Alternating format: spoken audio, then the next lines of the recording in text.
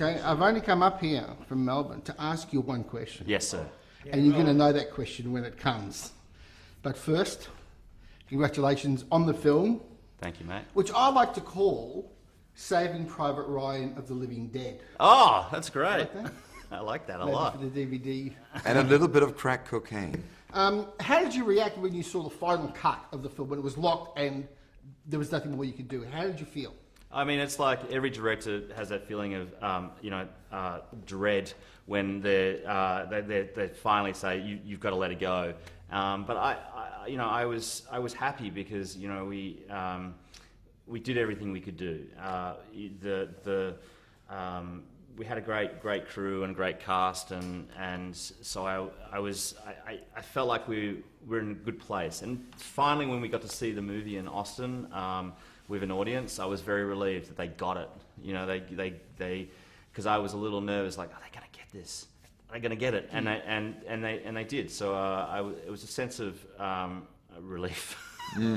You got this film on the back of Son of a Gun, which you know I'm a huge fan of. Yes. And total disaster that it didn't do well in Australia. But was it the case that this film was set up and ready to go and just needed a director put in place? No, after Son of a Gun came out, I went to LA and I showed it to Paramount, and the Bad Robot guys saw the movie and they showed it to JJ. JJ loved it, and he said, "Come in and have a chat. Tell me what you want to do next." And so we spitballed a few ideas around, and then he said, "Look, here's a script. We're in love with it." And I took it home and read it straight away, and I was like, "This is completely bonkers." It's like it literally is Indiana Jones. It's crazy. It's Indiana Jones on acid, right? And so I was like, "I'm in. Yeah, let's do it." And what I wanted to do was, with this type of movie, you want to have a correct level of emotion and action. And so I went away and spent time getting that right with Mark L. Smith. I brought him. Billy was busy doing his TV show, so we brought in Mark. And we just spent a lot of time trying to thread that line. Okay, just quickly, just for the record, you brought Mark L. Smith in to Yes. work on the script. Directors don't get the credit they deserve. As big as your egos are, you don't get the credit you deserve for the amount of writing that you actually contribute to a project. People think it's just a script, and then the writer directs, and then the director comes in. I love you saying that. Yeah, cheers, mate. No, there's a lot of great writers, but some people always underestimate what the director brings and the actors. Yes, absolutely. Now, was it the case of a kid in a candy store, or were you praying to the movie guide every night saying, "Please don't let me screw this career-making opportunity up"? Oh man, the stakes are so high. I mean, come on, everyone's looking. So I, of course, every day you have the little thing in the back of your head saying, am I but I this up,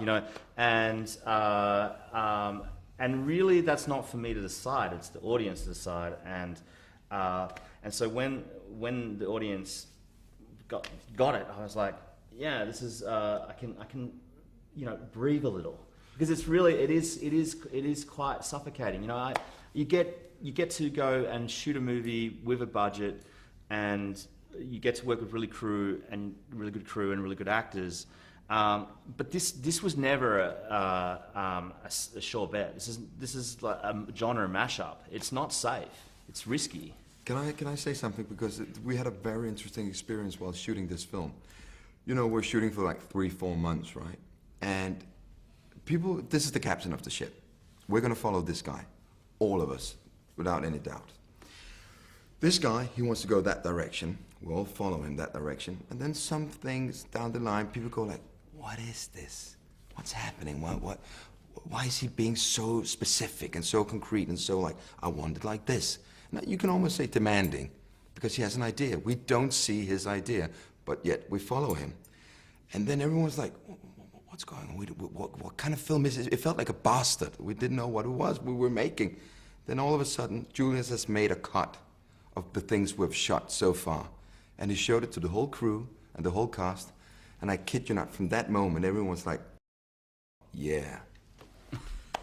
I'm just, you remember, right? Yeah, I know, yeah. That was There's the a lot moment of where we're ug- also like, okay, this is fucking awesome. Okay, there's a lot of ugliness in the film. Yeah. But the true object of beauty is that tracking shot near the end. Is that your trophy piece from the film? Because it's just... When he's running out of the building? That's right. Yeah.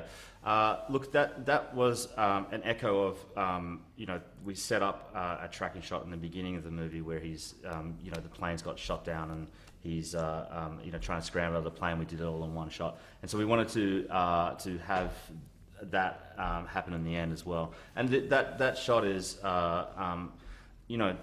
that came out of not having enough time or money, to be honest. Like, we really, I was told this is the amount of days you have to shoot, and I was like, you know what, I'm going to do this in one shot then. And I think it was beautiful to be able to get all the, because we shot that later in the schedule, and we had all the crew and all the cast all like working as a well-oiled machine. In fact, one of the we had to shoot that out of like 2 weeks early because one of our cast members got sick, and so it was testament to the cast and crew that they could just go into gear and shoot that one. Okay, Julius, here it comes.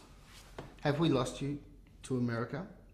Because you do fit into a pattern of filmmakers who make one film that does business in Australia, but gets seen by the right people in America. They go to America and they make a big studio film that then presumably defines much of the rest of their career. Have we lost you? No, I don't think so, mate. I think I think I'm really wanting to come back to Australia and shoot something back here. I was just talking about this the other day. Yesterday, I've got this idea for a big space opera, exactly, an R-rated space opera I want to shoot here, and I can and because I actually love Australia and working here. There's the crews here are amazing, and I think it's something that I would love to do.